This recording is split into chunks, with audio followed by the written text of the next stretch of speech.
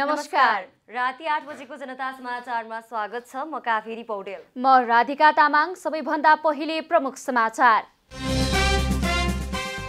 कृषकलाई समयमै मल उपलब्ध गराउन नसकेको भन्दै सांसदहरूद्वारा सरकारको चर्को आलोचना। सहज रूपमा मल उपलब्ध गराउन संसदको निर्देशन।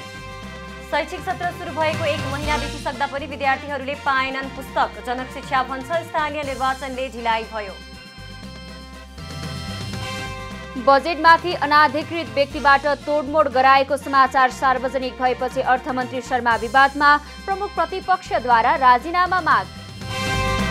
बन्दुक सुरक्षा सम्बन्धी नयाँ कानुन ल्याउने अमेरिकाको तयारी। अवैध बन्दुक खरिदमा नियन्त्रण गर्न सिनेटहरूको अन्तर्पार्टी समूह सहमत। र 19औं एसियाली खेलकुदका लागि भलिबल संघद्वारा प्रशिक्षण सुरु।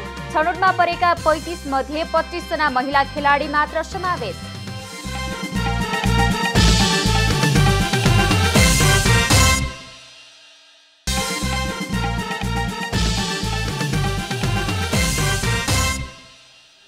अब पुरा समाचार।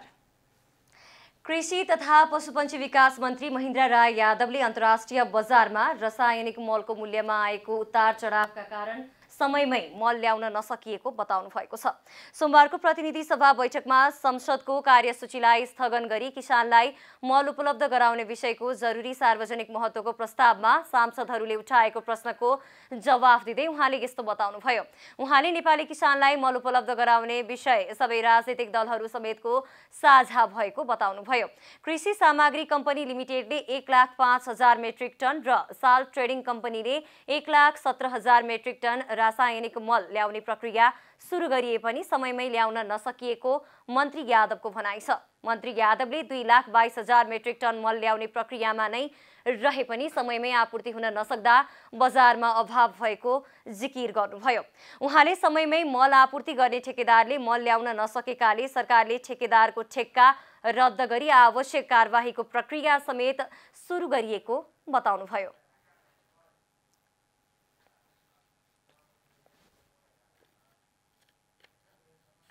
यस अवधिमा मल आपूर्तिको लागि कृषि सामग्री कम्पनी लिमिटेडले 1,05,000 मेट्रिक टन, साल ट्रेडिङ कर्पोरेसनले उत्तरबाट 1,17,000 मेट्रिक टन गरी जम्मा 2,22,000 मेट्रिक टन रासायनिक मल विभिन्न आपूर्तिकर्ताहरूले सम्झौताको समय सीमाभित्र उपलब्ध नगराएकोले मल आपूर्तिमा अभाव सिर्जना भएको। समय सीमाभित्र मल उपलब्ध गराउन नसक्दा त्यस्ता आपूर्तिकर्ताहरूको ठेक्का रद्द गरी कारबाही प्रक्रिया अगाडि बढाइएको अवस्था छ। मन्त्री यादवले भारतसँग भएको G2G प्रक्रिया पूरा गरेर असार मसान्तसम्म सरकारले मल उपलब्ध गराउने तयारीमा रहेको बताउनुभयो। उहाँले नेपालमा नै मल उत्पादन गर्ने उद्योग स्थापनाका लागि सरकारले अध्ययन गरिरहेको बताउनुभयो। बर्खायाममा चाहिने 5 लाख मल मध्ये सरकारको चुनौतीपूर्ण लक्ष्य प्राप्त हुँदा पनि करिब 1 लाख मलको अभाव हुने देखिन्छ, जसले सरकारको 30% कृषि आयात प्रतिस्थापन गर्ने लक्ष्यमा आशंका उब्जाएको छ। विश्व बजारमा आएको मूल्य वृद्धिको कारण मल आपूर्तिमा समस्या परेको कृषि तथा पशुपन्छी मन्त्री महेन्द्र राय यादवले बताउनु भएको छ। नेपाललाई चाहिने 5 लाख मेट्रिक टन मल मध्ये 1,53,000 मेट्रिक टन खरिद गरिएको मल र मौजदात 44,000 मेट्रिक टन मल वितरण भइसकेको बताउनु भएको छ। अन्तर्राष्ट्रिय बजारमा भएको मूल्य वृद्धिले मारमा परेका निजी क्षेत्रले करिब 2,22,000 मेट्रिक टन मलखाद उपलब्ध गराउन नसक्दा समस्या आएको मन्त्रीको जवाब छ। जसमध्ये तातोपानी नाकामा सम्झौताको समयसीमा सकिसकेपछि करिब 15,000 मेट्रिक टन मलखाद आए पनि समय सकिएकाले भन्सारमा कागजात पेश गर्न सम्बन्धित कम्पनीले नसक्दा अड्किएको छ। सरकारी कम्पनीहरूले निजी क्षेत्रसँग गरेको सम्झौता अनुसार असारको दोस्रो हप्तासम्म 30,000 मेट्रिक टन र अन्तिम हप्तासम्म 22,000 मेट्रिक टन युरिया प्राप्त हुने सम्भावना छ। जस अनुसार असारसम्ममा 52,000 मेट्रिक टन युरिया कम्पनीहरूबाट प्राप्त हुने विश्वासमा मन्त्रालय छ। त्यस्तै 20,000 मेट्रिक टन DAP आइसकेको अवस्था छ भने 20,000 असारको तेस्रो साता र अर्को 20,000 मेट्रिक टन असारको अन्तिम साता गरी असार अन्तिमसम्म कम्पनीहरू मार्फत करिब 60,000 मेट्रिक टन DAP जम्मा हुने तयारीमा कृषि मन्त्रालय छ। त्यस्तै G2G अन्तर्गत भारतसँग यो वर्षका लागि भएको 1,50,000 खरिद सम्झौता अन्तर्गत 50,000 मेट्रिक टन युरिया र 30,000 मेट्रिक टन DAP असारभित्रमा आउने लक्ष्य मन्त्रालयको छ। सरकारसँग 1000 मेट्रिक टन युरिया र 13000 डिएपी मौजदातमा रहेको छ। त्यस्तै तरल नानो युरिया 61000 लिटर नेपालमा भित्रिसकेको छ। 800 पर्ने 1 लिटर नानो युरियाले प्रत्येक 1 बिघामा पुग्नेछ। थप 5 लाख लिटर नानो युरिया ल्याउने प्रक्रियामा समेत मन्त्रालय छ। बोलपत्र खुलेको दिनबाट करिब 226 दिन मल आउन समय लाग्ने गरेको विगतको अध्ययनले देखाएकोले यसको आपूर्ति निजी कम्पनीबाट गर्दा जोखिमपूर्ण भएको मन्त्रीले बताउनु भएको छ। G2G प्रक्रिया अन्तर्गत 80,000 का लागि MOU भए पनि 1.5 लाख मध्ये 70,000 का लागि नयाँ मूल्यका साथ MOU गर्नुपर्ने र आगामी असार 1 गते छलफल गरी सम्झौता गर्ने तयारी भएको मन्त्रीले बताउनु भएको छ।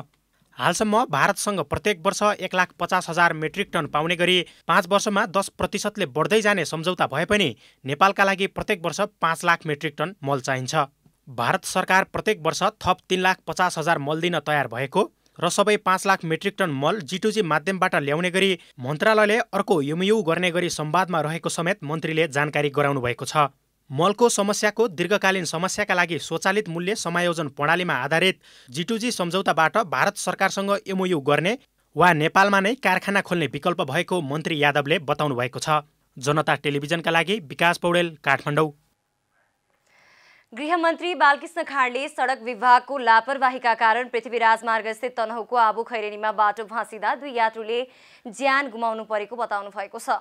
सोमबार गृह मन्त्रालयमा बसेको विपद कार्य समितिको बैठकमा गृहमन्त्री खाँडले सडक विभागको लापरवाहीका कारण 2 नागरिकले ज्यान गुमाउनु परेको बताउनुभयो। उहाँले उक्त सडक भाँसिने कुरा सडक विभागलाई पहिल्यै जानकारी रहेको र सडक चर्किसक्दा समेत हेरचेक्राइ गरेको बताउनुभयो। गृहमन्त्री खाँडले नेपाल भूबनावटका कारणले विपदको उच्च जोखिममा रहेको बताउँदै राज्यका सबै निकायले विपदका घटनाबाट जोगिन समन्वयात्मक भूमिका निर्वाह गर्न आवश्यक रहेको बताउनुभयो।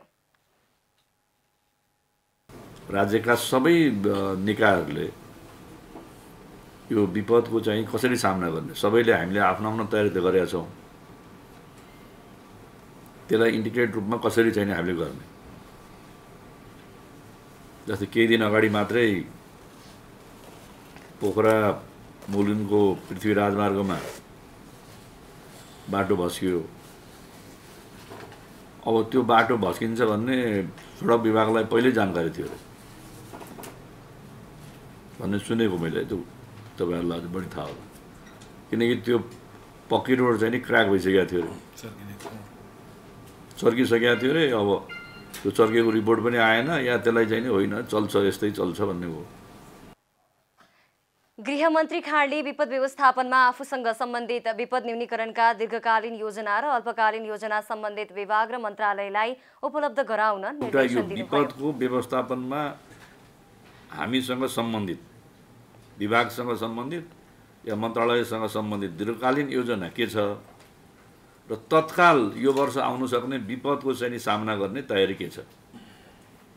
अघि तपाईँहरूले हामीसँग यतिवटा मेसिन छ, यतिवटा एक्सक्याभेटर छ, यतिवटा चालु हालतमा छ, यतिवटा चाहिँ हामी स्टकमा राखेका छौँ भन्नु त भयो, मौखिक त भन्नुभयो, त्यो कुरा लेखेरै दिनुहोस्। कार्यक्रममा स्वास्थ्य तथा जनसङ्ख्या मन्त्री विरोध खतिवडाले बजेटमा आवश्यक रकम विपद न्यूनीकरणका लागि छुट्याएर अघि बढ्न सुझाव दिनुभयो। उहाँले हरेक जिल्लामा विपदको बेलामा सम्पर्कका लागि छुट्टै नम्बर उपलब्ध गराउन पनि माग गर्नुभयो। बजेट जेठ 15 गते आउँदैछ। हामी यहाँ विभिन्न ठाउँमा पैसा छुट्याएको भएर स्थानीय निकायलाई पनि सङ्घीय मामला मार्फत आउँदो जेठ 15 को बजेटमा चाहिँ केही विपदको लागि रकम छुट्याउनलाई अनिवार्य गर्ने गरी के गर्नुपर्ने हो कि त्यसो भने तत्काल उनीहरूले आफ्नै कोषबाट काम सुरु अगाडि बढाउँछन् अनि माथिबाट हामीले सपोर्ट गर्दै जान सक्ने समय पनि रहन्छ। अनि जिल्ला जिल्लामा अहिले एफएमहरू छन्, कयौँ ठाउँ टिभी पनि होला, कयौँ बेलामा आपद परे होला सिधै सम्पर्क गर्ने नम्बरहरू चाहिँ अलिकति बढी विज्ञापन गरिदिने एफएमहरू मार्फत केही मार्फत जिल्ला स्तरमा। त्यस्तै शहरी विकास मन्त्री रामकुमारी झाँक्रीले शहरी विकास सम्बन्धी करिब 550 योजना 50 लाखको मात्र बनाएको भन्दै अर्थमन्त्री जनार्दन शर्माप्रति आक्रोश व्यक्त गर्नुभयो। उहाँले राजनीतिक गफ गर्नका लागि मात्रै योजना बनाएको र बजेट छुट्याएको जस्तो नगर्न पनि आग्रह गर्नुभयो। करिब 550 योजना अर्थ मन्त्रालयले 50 लाखको बनाएर शहरी विकासमा हालेपछि हुन्छ चाहिँ के? यो म पोलिटिसियन्सलाई मात्रै गफ गर्ने। त्यसकारण यो खालको विकराल अवस्था अनि वित्तीय हस्तान्तरणको हामी गफ गर्छौँ। वित्तीय आयोगले जेनेरेट गरेका 5वटा फर्मुलाको आधारमा त तल वित्तीय हस्तान्तरण त भएकै छ नि। अनि सङ्घले छानेका आयोजना तल कार्यान्वयन गर भनेर दिनु चाहिँ कुन सङ्घीयताको पक्षधर्ता हो यो? मन्त्री झाँक्रीले सबै विपदका कार्यक्रम र योजना एकैपटक नभई दीर्घकालीन रूपमा समाधान गर्नुपर्ने हिसाबले अघि बढ्नुपर्ने बताउनुभयो।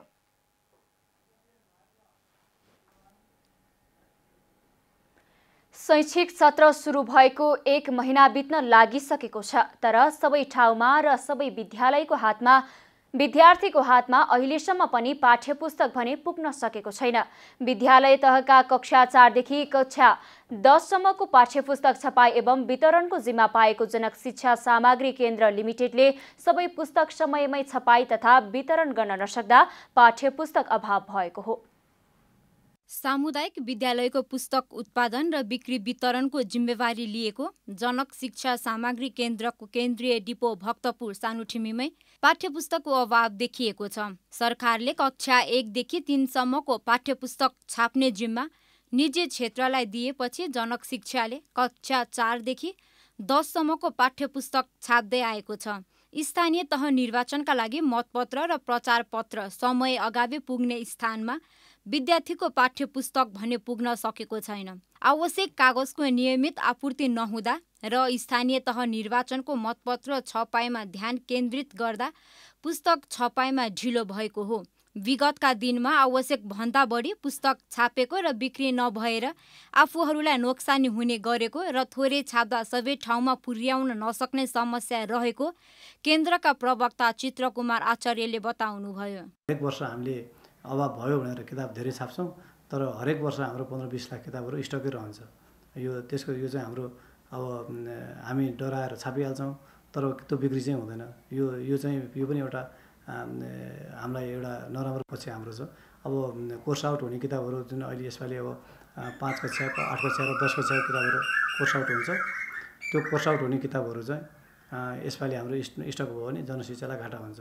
केन्द्रले विक्रेता मार्फत 77वटै जिल्लामा पुस्तक वितरण सुरु गरिसकेको जनाउँदै उपत्यका बाहिरका हिमाली तथा पहाडी जिल्लालाई प्राथमिकतामा राखेर पुस्तक वितरण गरेको दावी गरेको छ। चालु शैक्षिक सत्रका लागि आवश्यक 1,98 लाख थान पुस्तक छपाई गरेर वितरण गरिसक्नु पर्ने भए पनि हालसम्म 1,70 लाख मात्रै पुस्तक वितरण भएको छ।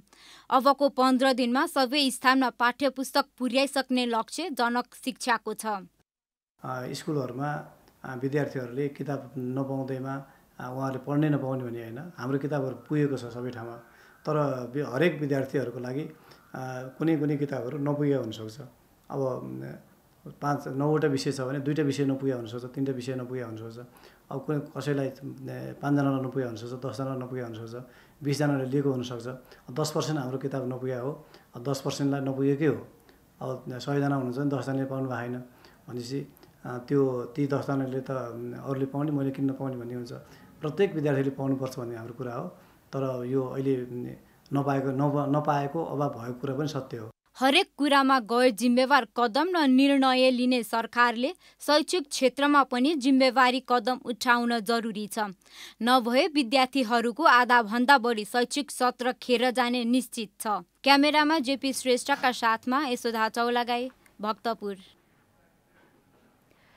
काठमाडौँमा फोहोर व्यवस्थापनको समस्या नियमित बहसको विषय बनेको छ। यसअघि 2070 सालमा तत्कालीन व्यवस्थापिका संसदमा फोहोरलाई मोहोर बनाउने योजना सहितको प्रस्ताव दर्ता भएको थियो, तर प्रस्ताव दर्ता भएको 8 वर्ष बितिसक्दा पनि फोहोर व्यवस्थापनको समस्या ज्यूका त्यौं छ। लामो समयदेखि नउठेको उपत्यकाको फोहोर बिस्तारै उठ्ने क्रममा छ। शहरी विकास मन्त्रालय, काठमाडौँ महानगरपालिका लगायतका निकायले तत्काल अस्थायी उपाय खोजेर फोहोर उठाउन थालेको छ, तर यो समस्याको दीर्घकालीन समाधानको भने अझै टुङ्गो लागेको छैन। 8 वर्ष अघि नेपाली काङ्ग्रेसका सांसद धनराज गुरुङले पेश गर्नुभएको एक प्रस्तावमा छलफल गरेपछि संसदले सरकारलाई थप अध्ययनसहित सो प्रस्तावलाई कार्यान्वयन गर्ने निर्देशन दिएको थियो। त्यस यता देशमा कैयौं राजनीतिक परिवर्तनसँगै सरकार पनि परिवर्तन भए, तर कुनै सरकारले उक्त प्रस्ताव अनुरूप फोहोर व्यवस्थापनको दीर्घकालीन समाधान गर्न सकेन। उक्त प्रस्तावमा काठमाडौँमा उत्पादन हुने फोहोरबाट कति आम्दानी गर्न सकिन्छ भन्ने विषयमा पनि उल्लेख गरिएको थियो। बाहिरी मुलुकले गरेको अभ्यासको अध्ययन गर्दा काठमाडौँ उपत्यकाको फोहोरलाई मोहोर बनाउन सकिने देखिए पनि कुनै पनि सरकारले कार्यान्वयन गर्नेतिर ध्यान नदिएकाले नेपालमा यस अभ्यास सफल हुन सकेन। विगतका दिनमा फोहोर व्यवस्थापनको विषयमा भएका असफल निर्णयबाट पाठ सिक्दै आगामी दिनमा अग्रसर भएर लाग्ने सरकारको योजना छ। एकपटक फेरि अहिले चाहिँ जुन अवस्था भएको छ, म हात जोडेर यहाँ सबैलाई, सरकारवालालाई पनि त्यहाँको स्थानीय प्रतिनिधिलाई पनि सबैलाई के आग्रह गर्न चाहन्छु भने एकपटक चाहिँ यो 170, 74, 73, 75 कचोटि भयो, 74 भन्दै गर्दा होइन, यो 175औं पटक गर्नु नपर्ने गरिकन हामी पनि सँगै बसेर काम गर्न चाहन्छौँ। अनुगमन समिति बनाएर काम गर्छौँ। हामीलाई पनि एकपटक मौका दिनुहोस्, विश्वास गरिदिनुहोस्। तर काठमाडौँ अब फोहोर थिर्न सक्ने अवस्थामा छैन। यहाँ यो खास गरी जनस्वास्थ्यको हिसाबले पनि अत्यन्तै बिजोग भएको अवस्था छ। लामो समयदेखि व्यवस्थापन हुन नसकेको फोहोर व्यवस्थापनमा सरकारले गरेको लगानी पर्याप्त भएको र लगानी अनुसार उपलब्धि हासिल नगरेकोमा सरकारको लगानी बालुवामा पानी सरह भएको छ। 10 अरब भन्दा बढी खर्च भइसक्यो रे, भयो पनि होला। मलाई त के लाग्छ भने यो फेरि हामी त्यतातिर लगेर चाहिँ मैले यो विषयलाई चाहिँ गिजोल्न खोजेको चाहिँ होइन। यो 10 अरब यत्रो बिना संसारका अरू सहरहरूमा यत्रो बिना चाहिँ महँगो चाहिँ फोहोर व्यवस्थापन अहिलेसम्म भएको होला त जस्तो मलाई लाग्छ कि पक्कै पनि भएको छैन। त्यो 10 अरब पैसा चाहिँ हामीले चाहिँ अब जहाँ खर्च गरेर पनि अहिले फेरि त्यो समस्या चाहिँ बारम्बार चाहिँ हामीले चाहिँ अब के अरे सुनाउनु पर्ने र चाहिँ हामीले बिहोर्नु पर्ने खालको स्थिति छ नि। 2070मा काठमाडौँ उपत्यकाबाट प्रतिदिन 689 टन फोहोर उत्पादन हुने गरेको थियो। त्यसको 8 वर्षपछि अहिले बढेर 1100 टन फोहोर दैनिक काठमाडौँ उपत्यकाबाट उत्पादन भइरहेको तथ्याङ्क छ। सोही फोहोर कम्पोस्ट मल बायोग्यास विद्युतमा प्रयोग गर्न सकिनेछ। उक्त माध्यम मार्फत फोहोर व्यवस्थापनमा भएको खर्च सोही फोहोरको सदुपयोग गरेर लिन सकिने सामान्य तर्क छ। जनता टेलिभिजनका लागि अस्मिता तिवारी, काठमाडौँ। विगतका वर्षहरूमा झै किसानले समयमै मल नपाउने समस्याले यसपटक निरन्तरता पाएको छ। हरेक वर्ष मलको अभाव चर्चाको विषय बन्छ, तर त्यसको दीर्घकालीन समस्या सम्बोधनका लागि सरकार जिम्मेवार बनेको देखिँदैन। किसानलाई समयमै मल उपलब्ध गराउन सरकार जिम्मेवार नबनेको भन्दै सोमबारको प्रतिनिधि सभाको बैठकमा सांसदहरूले सरकारको आलोचना गरेका छन्। प्रतिनिधि सभाको बैठकमा बोल्ने अधिकांश सांसदहरूले किसानले समयमै मल पाउने कुराको सुनिश्चितता गर्न सरकारसँग माग गरेका छन्। मलको व्यवस्था गर्न सरकारले ढिलाइ गरेकोमा आक्रोश व्यक्त गर्दै सांसदहरूले तत्काल मलको व्यवस्था गर्न सरकारको ध्यान आकर्षण गराएका हुन्। मल उपलब्ध गर्न सक्दैन भने, जनताका दैनिक सरकारका सहलहरूमा खेतीपातीलाई व्यवस्था गर्न सक्दैन भने यो सरकारको अब औचित्य समाप्त हुन्छ। यो सरकारको औचित्य समाप्त हुन्छ। यसकारणले हुन्छ यो सामान्यभन्दा सामान्य कुरा पनि ल्याउन नसक्ने सरकार। मलाई त अचम्म लाग्यो। हेर्नुहोस्, यति सामान्य कुरो पहिल्यै सरकारले जिम्मेवार ढङ्गले पहिलाको वर्ष मल राखिराख्नु पर्थ्यो, गोदामको व्यवस्था गर्नु पर्थ्यो। यो राष्ट्रिय महत्त्वको विषय, प्रत्येक घर घरका किसानहरूको आँसु पुछ्ने एउटा महत्त्वपूर्ण विषय भएको कारणले आज हामीले बैठकको कार्यसूचीलाई स्थगित गरेर यो स्थगन प्रस्ताव राखेर मल कहिले आउँछ, कुन दिन किसानले पाउँछन् र कहाँबाट ल्याउनुहुन्छ, यी सबै एक जवाफ आज हामीले यो प्रतिनिधि सभा समक्ष खोजेको कुरा म राख्न चाहन्छु। बैठकमा सांसदहरूले मल अभावको दीर्घकालीन समाधानका लागि सरकारले मल ल्याउने प्रक्रिया सच्याउनु पर्ने, नेपालमा नै रासायनिक मलको उद्योग खोल्नुपर्ने, मल ल्याउँदा G2G मार्फत ल्याउनु पर्ने र मल भण्डारण गर्न बजेट विनियोजन गर्नुपर्ने सम्मका सुझाव दिएका छन्। हामीले देखेको नेपालमा रसायन मलको अभाव आज मात्र भएको होइन। मैले स्मरण गर्न चाहे, हरेक वर्ष अहिलेको सरकार 11 महिना भयो सरकारको गठन भएको छ। हरेक वर्ष हामी केही वर्ष अगाडिको हामी प्रतिनिधि सभामा निर्वाचित भएर आइसकेपछि हरेक वर्षको रिकर्डलाई, अभिलेखलाई फर्केर हेर्ने हो भने त्यो रिकर्ड सुन्नमा आउँछ। हरेक वर्ष नेपालमा रसायन मलको अभाव हुँदै जाँदाखेरि त्यसको मार कृषकलाई परेको छ, कृषि उत्पादनमा परेको छ। नेपाली किसानहरूले एउटा नियति नै भन्नुपर्छ, निरन्तर रूपमा यो खालको समस्या भोग्नु परिरहेको छ र यसको समस्या समाधान गर्नको लागि हामीले मल कारखाना खोल्नेतर्फै हाम्रो ध्यान जानुपर्छ र अब सरकारले समयमा यो मल खाद उपलब्ध गराउने कुरामा ध्यान दिनुपर्छ। हाम्रो नेपालमा कृषिको जब काम सुरु गर्यो त्यतिखेरदेखि नै यो समस्या नेपालमा रहिरहेको छ। यसको म केही उदाहरण मात्रै दिन चाहेको छु।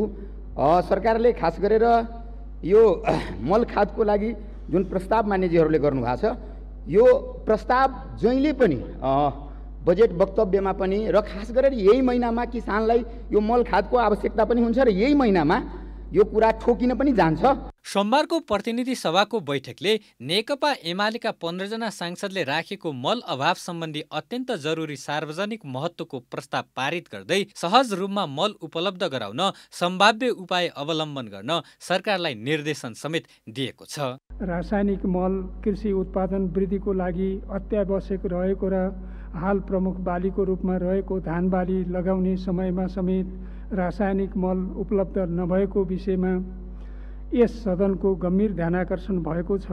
कुल ग्राहस्थ उत्पादनमा 25% योगदान दिने कृषि क्षेत्रका समस्या समाधान गर्ने कार्यलाई प्राथमिकता दिँदै अत्यावश्यक रासायनिक मल कृषकलाई सहज रूपमा उपलब्ध गराउनका लागि सम्भाव्य सबै उपाय अवलम्बन गरी कार्य सम्पादन गर्न प्रतिनिधि सभाको यो बैठक नेपाल सरकारलाई निर्देश गर्दछ।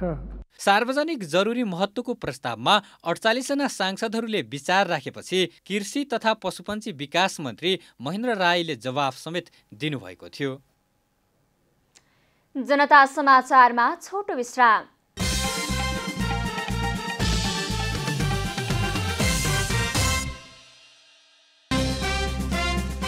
कृषकलाई समयमै मल उपलब्ध गराउन नसकेको भन्दै सांसदहरूद्वारा सरकारको चर्को आलोचना। सहज रूपमा मल उपलब्ध गराउन संसदको निर्देशन। शैक्षिक सत्र सुरु भएको 1 महिना बितिसक्दा पनि विद्यार्थीहरूले पाएनन् पुस्तक। जनक शिक्षा भन्छ स्थानीय निर्वाचनले ढिलाइ भयो। बजेटमाथि अनाधिकृत व्यक्तिबाट तोडमोड गराएको समाचार सार्वजनिक भएपछि अर्थमन्त्री शर्मा विवादमा, प्रमुख प्रतिपक्षीद्वारा राजीनामा माग। बन्दुक सुरक्षा सम्बन्धी नयाँ कानून ल्याउने अमेरिकाको तयारी। अवैध बन्दुक खरिदमा नियन्त्रण गर्न सिनेटरहरूको अन्तर्पार्टी समूह सहमत। र 19औं एसियाली खेलकुदका लागि भलिबल संघद्वारा प्रशिक्षण सुरु। छनौटमा परेका 35 मध्ये 25 जना महिला खेलाडी मात्र समावेश।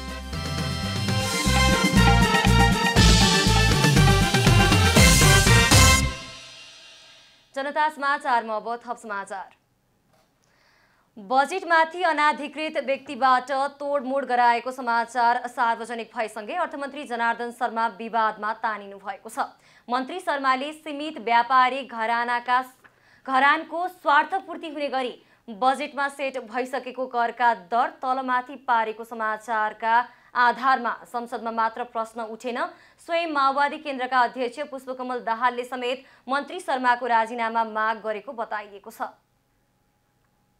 सीमित व्यापारिक घरानाको स्वार्थपूर्ति गर्ने हिसाबले करको दर हेरफेर गरेको र बजेटको गोपनीयता भङ्ग गरेको सम्बन्धी समाचार सञ्चार माध्यममा बाहिरिएपछि अहिले अर्थमन्त्री जनार्दन शर्माको पदीय भूमिका र चरित्रमाथि प्रश्न उठेको छ। सोमबार एक राष्ट्रिय पत्रिकामा बजेट पेश हुने अघिल्लो रात मन्त्रालयमा मन्त्रीले अनधिकृत रूपमा अवकाश प्राप्त नासु रघुनाथ घिमिरे र अर्का एक व्यक्तिलाई बोलाई बजेटबारे उनीहरूको सुझाव स्वीकार गर्न कर्मचारीहरूलाई निर्देशन दिएको समाचार प्रकाशित भएको थियो। उक्त विषयले मन्त्री शर्माको गैर कानुनी आर्थिक लाभमा संलग्नता भएको आशंका गर्दै राजीनामा दिनुपर्ने र मन्त्री शर्मामाथि अनुसन्धान हुनुपर्ने माग उठेको छ। सोमबारको प्रतिनिधि सभा बैठकमा प्रमुख प्रतिपक्षी दल नेकपा एमाले सो कुराको मन्त्री शर्माले स्पष्टीकरण दिनुपर्ने माग गरेको छ। बजेट निर्माणको हाम्रो एउटा प्रक्रिया छ सभामुख महोदय। बजेट निर्माणको झन्डै 1 महिना अगाडिदेखि बजेट शाखामा र अर्थ मन्त्रालयमा कुनै पनि मानिसहरूलाई प्रवेश दिइँदैन, मान्य सदस्यहरूलाई पनि प्रवेश दिइँदैन। त्यस्तो एउटा ठाउँमा यस्ता काम हुन्छन् भने यो राष्ट्रका नाममा खाएको शपथको पनि खिलाफ हो र यो जनघात मात्रै होइन सभामुख महोदय, यो राष्ट्रघात पनि हो, किनभने यसले हाम्रा कतिपय उद्योग व्यवसायमाथि धाराशायी भएका छन्। अर्थमन्त्रीबारे विभिन्न टीका टिप्पणी सुरु भएपछि स्वयं नेकपा माओवादी केन्द्रका अध्यक्ष पुष्पकमल दाहालले मन्त्री शर्मालाई बोलाएर उक्त विषयबारे सोधखोज गर्नुभएको थियो। बजेटको गोपनीयता र मर्यादा भङ्ग गरेको भन्दै अर्थमन्त्री शर्माको राजीनामाका लागि चौतर्फी आवाज उठ्न थालेपछि अर्थ मन्त्रालय भने मन्त्री शर्माको बचाउमा उत्रिएको छ। अर्थ मन्त्रालयका प्रवक्ता तथा सहसचिव भूपाल बरालद्वारा जारी विज्ञप्तिमा अर्थमन्त्रीमाथि लागेको आरोपको बुँदागत खण्डन नभई पत्रकारिताको अभ्यासप्रति आक्रोश पोखिएको छ। मन्त्रालयको विज्ञप्तिमा अर्थमन्त्री विरुद्ध भ्रम पैदा गरेको दाबी गरिएको छ।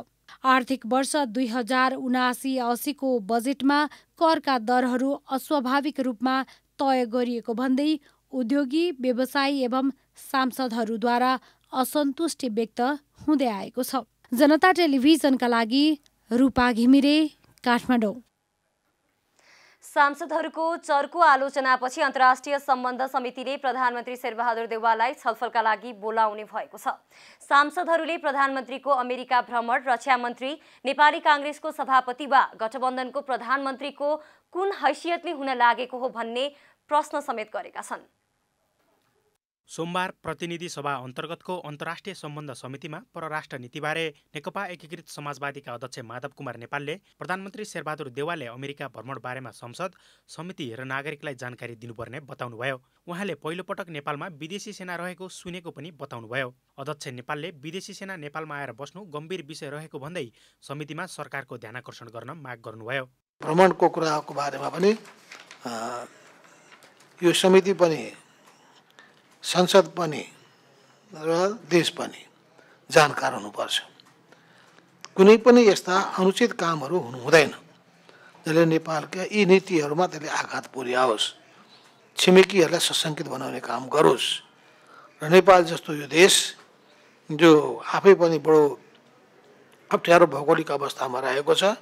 बैठकमा नेकपा एमालेका उपमहासचिव प्रदीप कुमार ग्याउलीले सरकारको परराष्ट्र सम्बन्धको प्रस्थान बिन्दु नै गलत भएको बताउनुभयो। उहाँले सरकारले सुरुमा नै चीनसँग कृत्रिम सीमा विवादको विषय निकालेर गल्ती गरेको बताउनुभयो। उपमहासचिव ग्याउलीले सरकारले एउटा छिमेकी राष्ट्रलाई खुसी पार्ने र अर्कोलाई चिड्याउने काम गरेको आरोप लगाउँदै अमेरिका भ्रमण, रक्षा मन्त्री, नेपाली काङ्ग्रेसको सभापति वा गठबन्धनको प्रधानमन्त्रीको हैसियतले हुन लागेको हो भन्ने जानकारी दिन माग गर्नुभयो। एकदमै किन कुनै छिमेकीलाई चिडाउने, कुनै छिमेकीलाई रिझाउने ढङ्गले हामी गइरहेका छौँ, यो उचित भएन, बिल्कुलै उचित भएन र यसले हामीलाई चाहिँ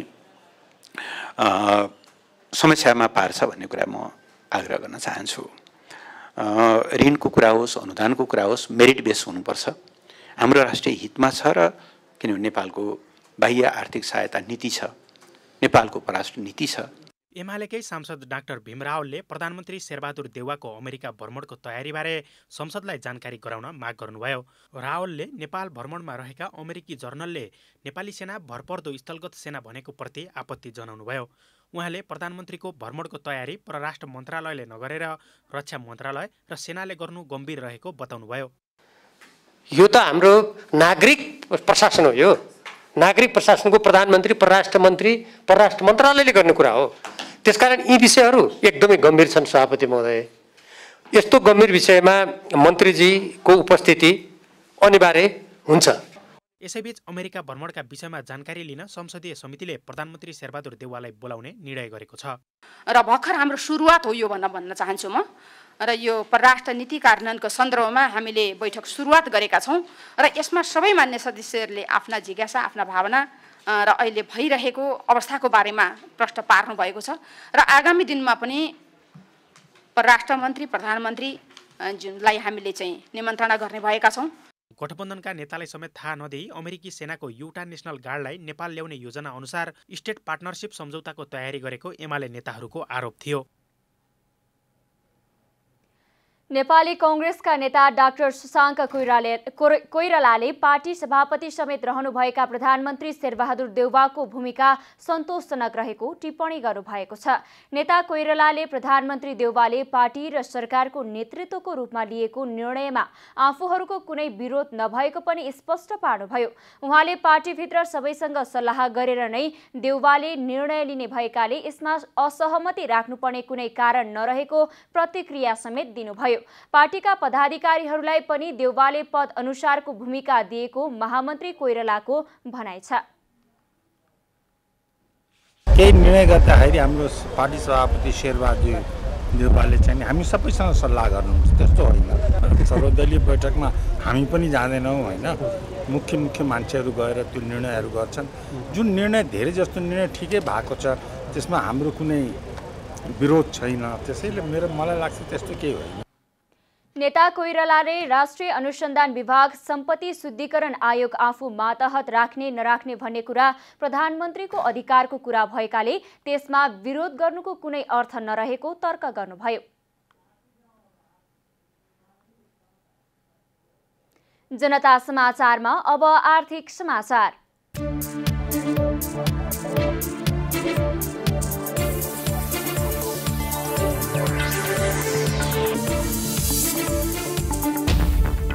शेयर कारोबार अबदेखि आइतबारदेखि शुक्रबारसम्म हुने भएको छ। नेप्से सञ्चालक समितिको जेठ 30 गते सोमबार बसेको बैठकले सार्वजनिक बिदाका दिन बाहेक अन्य दिनमा आइतबारदेखि शुक्रबारसम्म शेयर कारोबार खुला गर्ने निर्णय गरेको हो।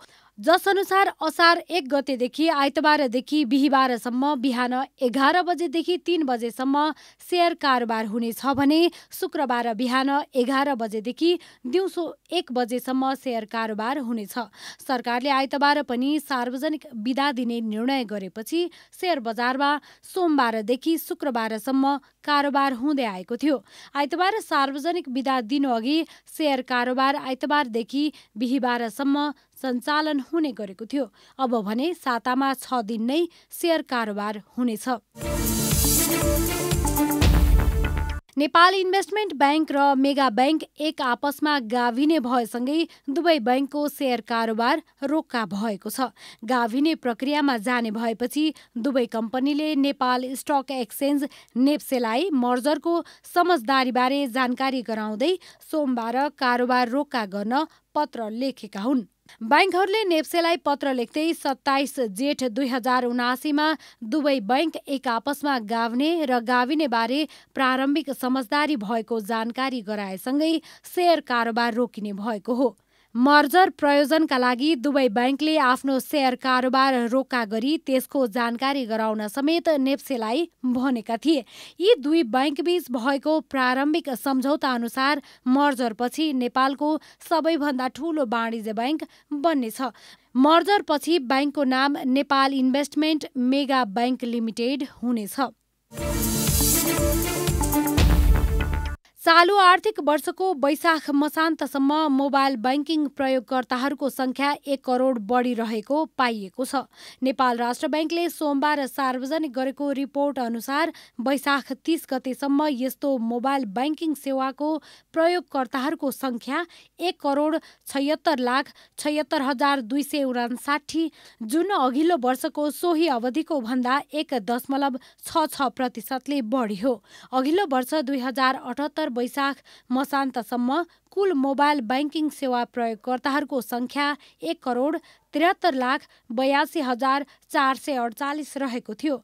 यसै आर्थिक वर्षको वैशाख मसान्तसम्म मोबाइल बैंकिङ प्रविधिबाट मात्र कुल 11 अर्ब 36 करोड 22 लाख रुपैयाँ बराबरको कारोबार भएको नेपाल राष्ट्र बैंकले जनाएको छ।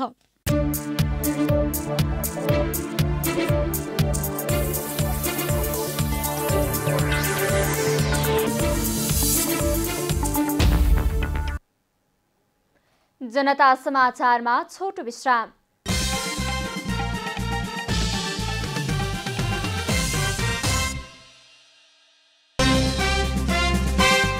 कृषकलाई समयमै मल उपलब्ध गराउन नसकेको भन्दै सांसदहरूद्वारा सरकारको चर्को आलोचना। सहज रूपमा मल उपलब्ध गराउन संसदको निर्देशन।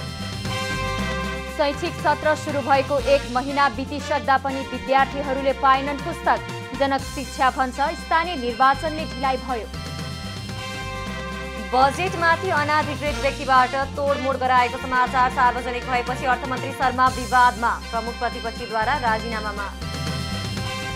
बन्दुक सुरक्षा सम्बन्धी नयाँ कानून ल्याउने अमेरिकाको तयारी। अवैध बन्दुक खरिदमा नियन्त्रण गर्न सिनेटरहरूको अन्तरपार्टी समूह सहमत। र 19औं एसियाली खेलकुदका लागि भलिबल संघद्वारा प्रशिक्षण सुरु। छनौटमा परेका 35 मध्ये 25 जना महिला खेलाडी मात्र समावेश।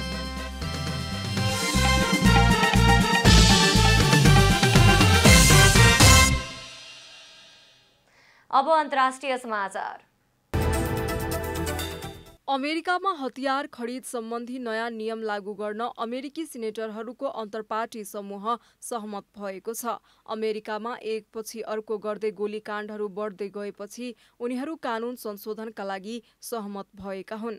अमेरिकामा 18 वर्ष उमेर पुगेपछि बन्दुक खरिद गर्न पाउने कानूनी व्यवस्था रहेको छ। तर अबदेखि 21 वर्षभन्दा कम उमेरका मानिसले बन्दुक खरिद गर्दा उसको पृष्ठभूमि जाँचेर मात्रै बन्दुक बिक्री गरिनेछ। यसैगरी गैरकानूनी खरिद बिक्रीलाई पूर्णतया नियन्त्रण गरिनेछ। बन्दुक नियन्त्रणको कडा प्रावधानलाई कम्तीमा 10 जना रिपब्लिकन सिनेटरहरूले समर्थन गरेका छन्। यसको अर्थ सिनेटमा यो विधेयक पेश गरिँदा कानून बनाउन आवश्यक सांसदहरूको मत यो विधेयकले प्राप्त गर्नेछ। अमेरिकी राष्ट्रपति जो बाइडनले यो प्रस्तावको स्वागत गर्दै बन्दुक खरिद सम्बन्धी नियममा अमेरिका चुकेको प्रतिक्रिया दिनुभएको छ। यो विधेयकलाई सर्वसम्मतले पारित गर्न बाइडनले सबैलाई अपील समेत गर्नु भएको छ। यस विधेयकले बन्दुक खरिद बिक्रीलाई केही हदसम्म नियन्त्रण गरे पनि बन्दुक किन्न पाउने उमेर हद भने नबढाउने भएको छ।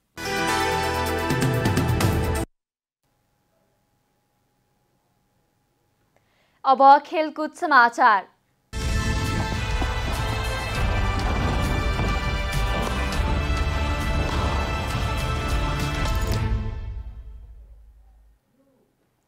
चीनको हाङझाउमा आयोजना हुने 19औं एसियाली खेलकुदका लागि भलिबल संघले पहिलो चरण प्रशिक्षण सुरु गरिएको छ। भलिबल संघले प्रारम्भिक 35 महिला खेलाडीको छनौट गरे पनि राष्ट्रिय खेलकुद परिषदले 25 खेलाडीलाई समेट्दै अभ्यास गराइरहेको हो। कोरोना भाइरसका कारण अनिश्चितकालका लागि स्थगित भए पनि नेपालले सहभागिता जनाउने 23 खेल अन्तर्गत महिला भलिबलको अभ्यासलाई थालेको हो। नेपाली महिला टोलीले एसियन्स गेम्समा सहभागिता जनाउन लागेको पहिलो पटक हो। यस्तै अन्य खेलको प्रशिक्षणमा सुचारू भइसकेका छन्। महिला भलिबल प्रशिक्षणका लागि राखेपले आफ्नो मातहतका प्रशिक्षकलाई प्रशिक्षण थाल्न निर्देशन दिएसँगै अभ्यास सुरु भएको हो। एसियन्स गेम्सका लागि राखेपले 35 खेलाडीलाई नियमित प्रशिक्षणमा बोलाएको हो। 25 खेलाडी मध्ये यति बेला 17 महिला खेलाडीले प्रशिक्षण सुरु गरेका छन्। अन्य केही खेलाडी परीक्षा र चोटका कारण उपस्थित छैनन्। राखेपले यसअघि गरेको उच्च प्रदर्शनलाई आधार मान्दै एसियन्स गेम्सका लागि महिला भलिबललाई पनि एसियन्स गेम्समा प्रतिस्पर्धाका लागि पठाउने निर्णय गरेको थियो। नेपालले Asians गेम्समा taekwondo, karate, boxing, athletics, cycling, महिला फुटबल, गल्फ, कुस्ती, भारोत्तोलन, जुडो, पौडी, ट्राइथलन, उसु, आर्चरी, बास्केटबल, महिला कबड्डी, फेन्सिङ, महिला ह्यान्डबल, महिला भलिबल, पुरुष क्रिकेट, सुटिङ, ब्याडमिन्टन र टेबल टेनिसमा सहभागिता जनाउनेछन्। अन्त्यमा आजको डायरी। गृहमन्त्री बालकृष्ण खाँडले सडक विभागको लापरवाहीका कारण पृथ्वी राजमार्ग स्थित तनहुको आबु खैरेनीमा बाटो भाँसिँदा 2 यात्रुले ज्यान गुमाउनु परेको बताउनु भएको छ। सोमबार गृह मन्त्रालयमा बसेको विपद कार्य समितिको बैठकमा गृहमन्त्री खाँडले सडक विभागको लापरवाहीका कारण 2 नागरिकले ज्यान गुमाउनु परेको बताउनु भएको हो। बन्सरे डाँडाका स्थानीयले आन्दोलन गरेपछि लामो समयदेखि काठमाडौँमा फोहोर उठ्न सकेको थिएन। कृषि तथा पशुपन्छी विकास मन्त्री महेन्द्र राय यादवले अन्तर्राष्ट्रिय बजारमा रासायनिक मलको मूल्यमा आएको उतार चढावका कारण समयमै मल ल्याउन नसकिएको बताउनु भएको छ। मन्त्री यादवले 2,22,000 मेट्रिक टन मल ल्याउने प्रक्रियामा नै रहे पनि समयमै आपूर्ति हुन नसक्दा बजारमा अभाव भएको जिकिर गर्नुभयो। निर्वाचन आयोगले असार 1 गतेदेखि मतदाता नामावली दर्ता प्रक्रिया सुरु गर्ने भएको छ। प्रमुख निर्वाचन आयुक्त दिनेश कुमार थपलियाले असार 1 गतेदेखि मतदाता नामावली दर्ता प्रक्रिया सुरु हुने बताउनु भएको हो। सोमबार राष्ट्रिय सभा अन्तर्गतको राष्ट्रिय सरोकार तथा समन्वय समितिको बैठकमा उहाँले उक्त जानकारी गराउनु भएको हो। अमेरिकामा हतियार खरिद सम्बन्धी नयाँ नियम लागू गर्न अमेरिकी सिनेटरहरूको अन्तर्पार्टी समूह सहमत भएको छ। अमेरिकामा एकपछि अर्को गर्दै गोलीकाण्डहरू बढ्दै गएपछि उनीहरू कानुन संशोधनका लागि सहमत भएका हुन्। अमेरिकी राष्ट्रपति जो बाइडेनले यो प्रस्तावको स्वागत गर्दै बन्दुक खरिद सम्बन्धी नियममा अमेरिका चुकेको प्रतिक्रिया दिनुभएको छ। चीनको हाङझाउमा आयोजना हुने 19औं एसियाली खेलकुदका लागि भलिबल सङ्घले पहिलो चरण प्रशिक्षण सुरु गरिसकेको छ। भलिबल सङ्घले प्रारम्भिक 35 महिला खेलाडीको छनौट गरे पनि राष्ट्रिय खेलकुद परिषदले 25 खेलाडीलाई समेट्दै अभ्यास गराइरहेको हो। नेपाली महिला टोलीले एसियन गेम्समा सहभागिता जनाउन लागेको पहिलो पटक हो। त्यस्तै अन्य खेलको प्रशिक्षण सुचारू भइसकेका छन्। महिला भलिबल प्रशिक्षणका लागि राखेपले आफ्ना मातहतका प्रशिक्षकलाई प्रशिक्षण थाल्न निर्देशन दिएसँगै अभ्यास सुरु भएको हो।